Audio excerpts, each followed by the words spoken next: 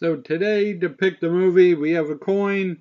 We're going to flip it and find out, do we review the 1989 low-budget horror flick Fatal Exposure or the 1991 made-for-TV Mara Willingham movie Fatal Exposure?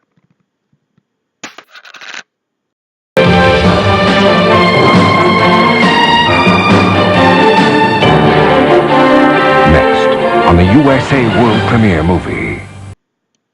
Okay, don't panic, folks. We can still have some fun with this movie. It might not have the non-stop murder and nudity of a low-budget horror movie, but it has like a close-up of Mara Willingham's butt, and that's worth something.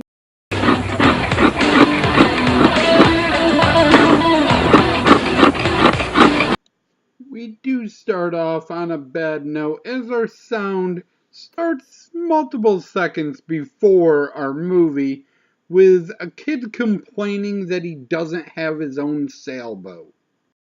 This is boring. This whole summer's boring. Oh, relax, you two. It's only going to take me a minute and then you can go sailing. And what? We need our own boat. None of your friends have their own boat. Brian has his own boat and he can't even sail. Please, Mom. I'm sorry, honey. It's just too expensive right now. It's too expensive right now to buy a boat for like a 12-year-old? How much money do you normally have that, oh, sorry, we can't afford it right now, is a viable excuse for why you don't buy a kid his own fucking boat? We'll see. Well, Mom, it'll be great. I said we'll see. That means no. Well, you're not going to go anywhere if you keep whining about it. I'm not whining about it. And this kid never stops complaining. I wished for his death throughout this film. But it's a made-for-TV movie, so you can't kill children. I said go back to bed now. I hate now, and I hate this stupid island now.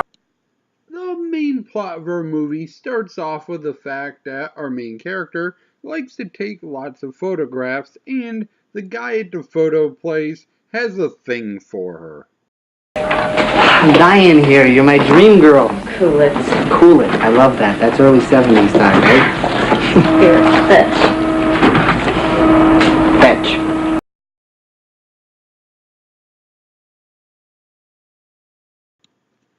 Her husband kind of ran off, met a new woman, and is about to get married. Meanwhile, she hasn't even gone on a date, despite this cute kid at the photo place being obsessed with her. He's apparently so obsessed he's not very good at his job and gives her the wrong packet of photos.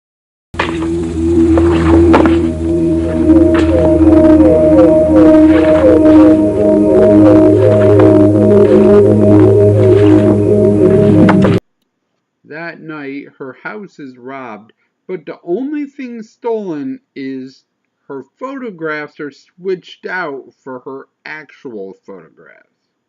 Well, if there was a burglar here, he's long gone. There was. He went through my bag. Look, we couldn't find any signs of forced entry, no tracks, and you said nothing's missing. Thanks. Oh, you sure do look like a dork here. Honey, don't play with those because they belong to somebody else. No, they don't. What? For unexplained reasons, the cop in this city don't like her. They laugh at her whenever she reports a crime. We know she's from this town. She's supposedly a respected member of society. And they just plain call her an idiot all the time. She recognizes a murder victim from the photographs and they just laugh at her. Jamie. Okay, well, the point being that those are probably his pictures. Whose pictures? The killer's.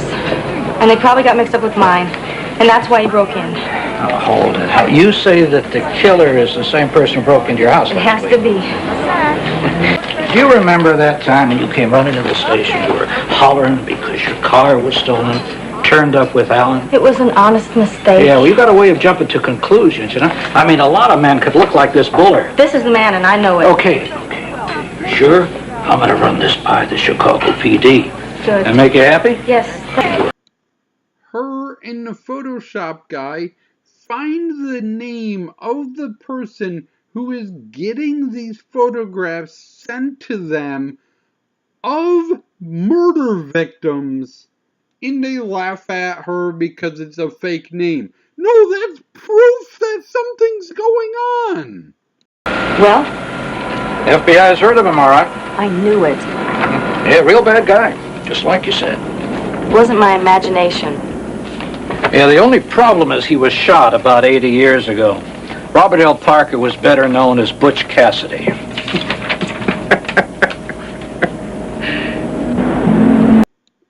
While the local police are a bunch of jerk-offs that don't give a shit about what's going on in the multiple murders happening on this tiny island, the FBI is really intrigued about her description of her neighbor.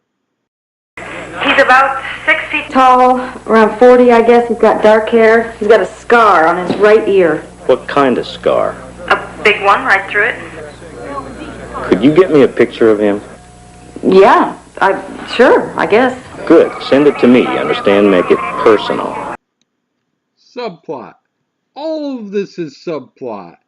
The kid at the photo place trying to get with her, her children wanting to be with her ex-husband and his new wife more than her, the creepy guy with the ear scar ends up being a whole subplot about an FBI setup, but the plot of the movie that doesn't happen until over an hour in is a hitman played by Christopher McDonald, who was Shooter McGavin in Happy Gilmore, starts trying to kill her and the creepy guy, and that's the plot of our movie, but we gotta wait so long to get to that point.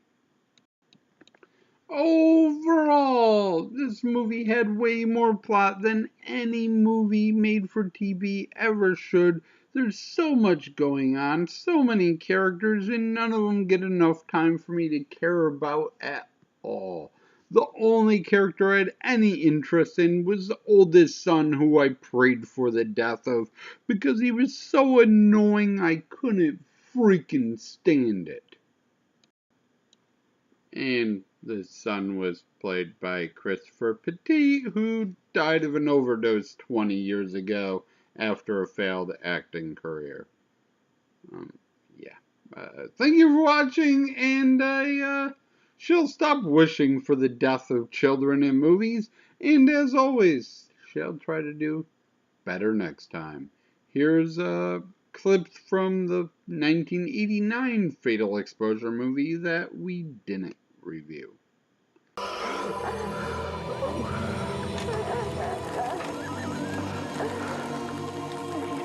Snape, you won't be going to church.